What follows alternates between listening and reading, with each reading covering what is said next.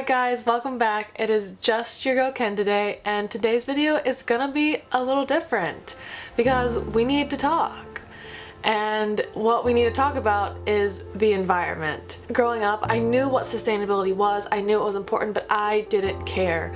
I didn't care how many plastic bags I'd use. I didn't care that I didn't bring reusable ones to the grocery store. I thought it was lame. I didn't see the value in it. I was like, what's my one bag going to do? I was silly. I was ignorant. I didn't care. The reason I am bringing this up and dedicating a whole video to this subject is because recently in one of my classes called Girl Innovators, we read this book by Greta Thunberg about climate change. The way she phrases the problem that is going on and just what's happening in regards to global warming, climate change, greenhouse gas emissions really just makes it plain and simple. In this book, she talks about how we have less than 7 years to decrease the amount of greenhouse gas emissions we are putting out into the earth through manufacturing, through pollution, through waste. And if we don't, the world we live in, it's not gonna make it. I just can't put it more bluntly than that. I highly recommend you read this book. It's just a compilation of all her speeches that she's done.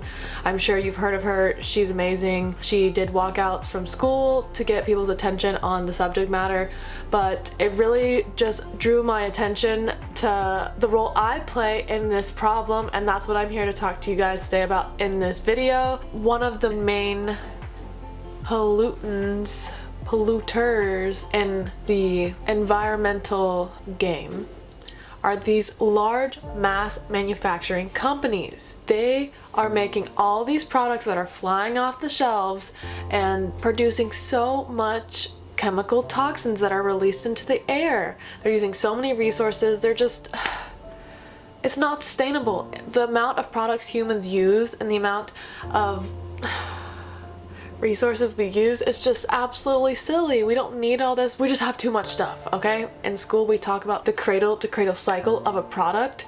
A product starts from organic forms, chemicals, materials such as paper, plastic, wood, metal, ceramic. Out of those resources, there are more sustainable ones. Be cautious in those decisions in what you're buying. Are you buying? And so as a designer, we have to think about those things. We also have to think about what happens to our product when the intended use is done. Does it get thrown away? Does it get kept? How long does it last? Are you intentionally designing things so they go bad so people spend more money at every company out there?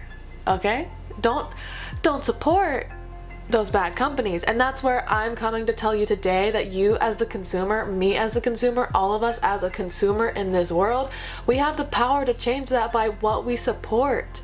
You putting your money into companies and brands and products that are not sustainable is just feeding this problem.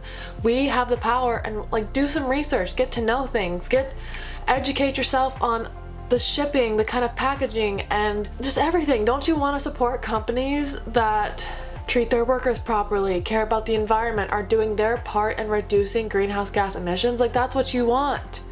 And people don't talk about it enough. I feel like this entire 5-year period can be defined by the influencer and the rise of social media.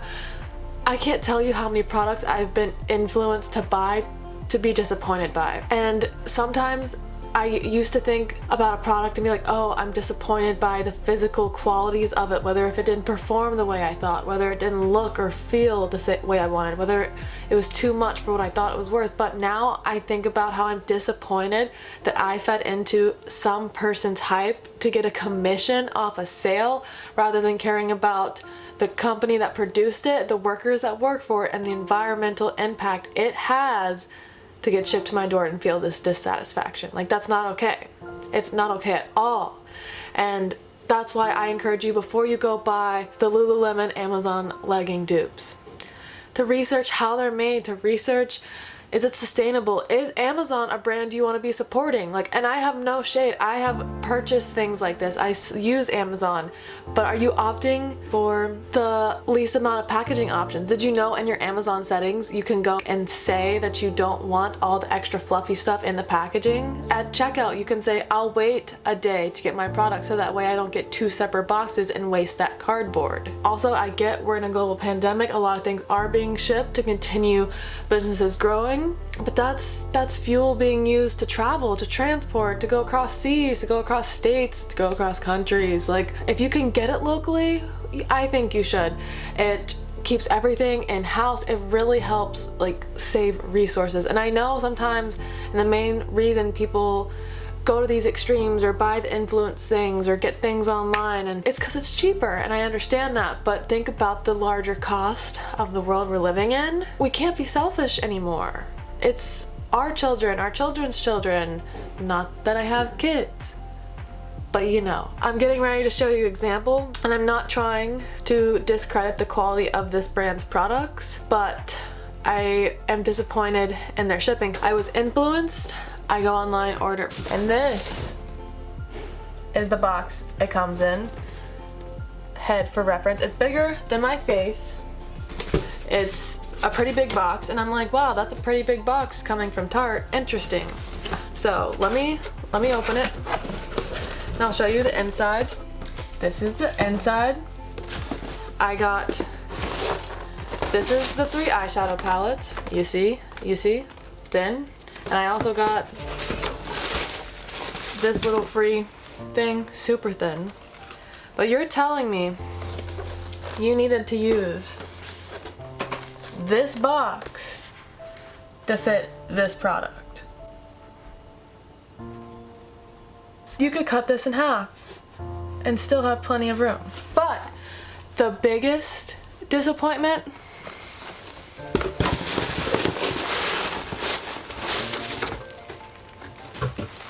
look how much tissue paper is in this. I'm gonna sit here and count it, and you're gonna count with me. How many pieces of tissue paper are in this? For this.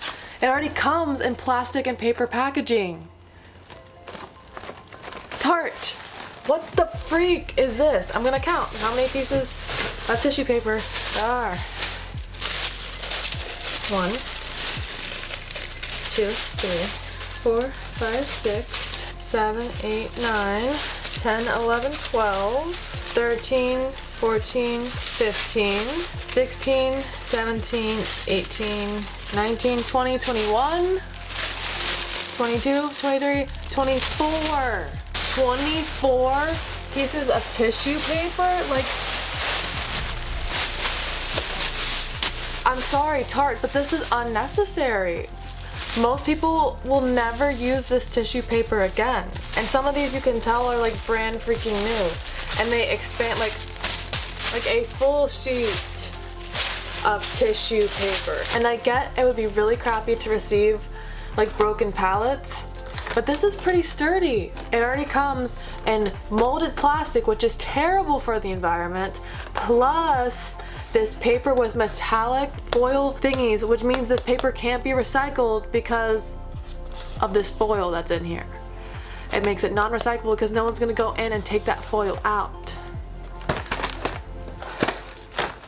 Knowing this is how they do it, knowing that to ship something I bought for $45, $47 cost very large percentage of pollution with a way too big cardboard box and 24 pieces of tissue paper. It's absolutely ridiculous. And that's where we as consumers have to recognize that. We have to call that out. We have to say, hey Tarte, that's not okay. Like, you don't need to be doing that. I as a consumer would rather receive a broken pallet than you kill the earth like that. Okay? Okay. And you're like, Kenna, it's just tissue paper. It's not a big deal. It is. The production of tissue paper alone contributes to air, water, and land pollution. That's 3. That's 3. Like, we don't need that. And paper in general takes up 26% of what is in the Earth's landfills. In this whole big ramble of things, I want you to know that I'm committed to researching and educating myself more, and I really just wanted to make this video and dedicate this time to have a conversation about it, to talk about what I've experienced, about my impact on the environment as a consumer, as a designer. Going forward, I have the power to say, like, this isn't good. I don't want these large corporations to control everything that we do. I want to say, like, no, if you want my support and if you want everyone else's support, this is how we're gonna do it. So I hope this video gave you some enlightenment. I hope you realize that you, no matter how big or small, read the title of this book. No one is too small to make a difference. If you know, you know how close that hits to my heart. Like, you can make a difference. Nothing is too small to matter. But as a aspiring world changer, I encourage you to research, get into it, look into what you care about, find and make a difference. And I hope this sparks you to think about what businesses you support, what brands you support, who you let influence you, and if they're doing it for the right reasons. I know they want to be a resource and they want to help you, but there's a bigger picture than getting a good deal at TJ Maxx.